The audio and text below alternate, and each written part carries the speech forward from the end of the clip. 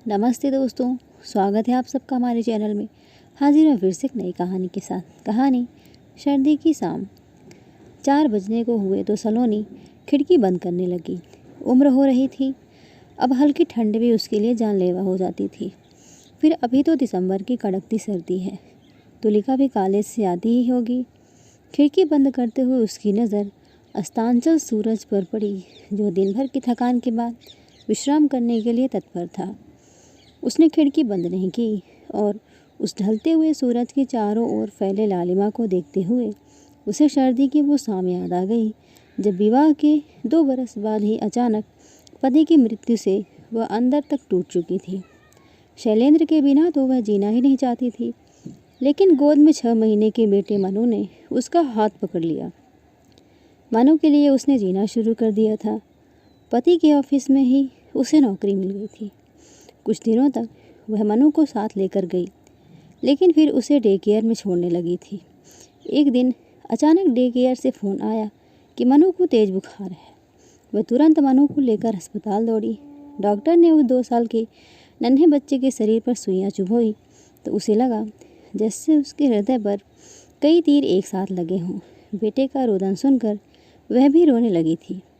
2 दिन तक वह मनु के साथ अस्पताल में रही, लेकिन हाय रे किस्मत, वह बेटे को अपने साथ लाने में नाकामयाब रही। मनु को सीने से लगाकर वो फपक पड़ी थी। जिसे अपना दूध पिलाया उसे आज अपने हाथों से। दिसंबर की सर्दी की वो शाम थी। सूरज की लालिमा में गर्मी नाम मात्र को रह गई थी। उसने अपने मनु को छोटे से कंबल में लपेटकर धरती माँ की गोद में सुला दिया। थोड़ी देर तक वहीं बैठी रही, फिर उठने को हुई तो उसे कहीं से रोने की आवाज़ सुनाई दी। चारों तरफ उसने अपनी नज़र दौड़ाई, लेकिन कुछ भी दिखाई नहीं दिया। अंधेरा होने को था, इसलिए उसने रुकना मुनासिब नहीं समझा। आगे बढ़ने को उसने कदम बढ़ाए ही थे कि फिर से उसे रोने की आवाज़ सुनाई दी। वह रुक गई और आवाज़ के पीछे पीछे चलती गई तो झाड़ियों के बीच उसे एक नन्ही सी बच्ची रोते हुए दिखाई दी।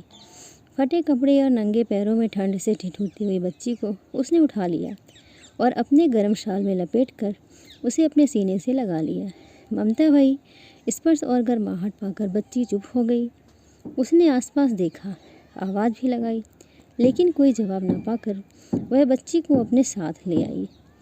पुलिस में रिपोर्ट लिखवाने के 7 दिन बाद भी कोई उस बच्ची को लेने नहीं आया, तो उसने उस बच्ची को तुलिका नाम देकर कानूनी रूप से उसकी माँ बन गई। जिस शाम को वह मनहूस मान रही थी, उसी सर्दी के सामने उसकी गोद में एक नई ज़िंदगी दे दी, जो उसके जीने का मकसद बन गई। उसने ईश्वर को लाख लाख धन्यवाद दिया। दरवाजे की कॉल बेल बजी तो उसकी तंद्रा टूटी। आती हूँ कहकर उसने दरवाजे को खोला। अरे माँ, खिड़की तो बंद कीजिए, ठंडी हवा आपके गले को। अपनी किताबें मेज़ पर रखकर तुलिका ने खिड़की बंद की और माँ के साथ रज़ाई में बैठकर उन्हें दिन भर की रिपोर्ट देने लगी। माँ जानती हैं, आज इंग्लिश का लेक्चर तो बहुत बोरिंग था। आज दिव्या लंच में वह बोलती जा रही थी और वह अपनी तुलिका को एकटक निहारे जा रही थी। दोस्तों, कहानी आपको कैसी लगी ज़रूर बताइएगा। लाइक करिएगा, चैनल पर नए हो तो चैनल को सब्सक्राइब करिएगा। धन्यवाद।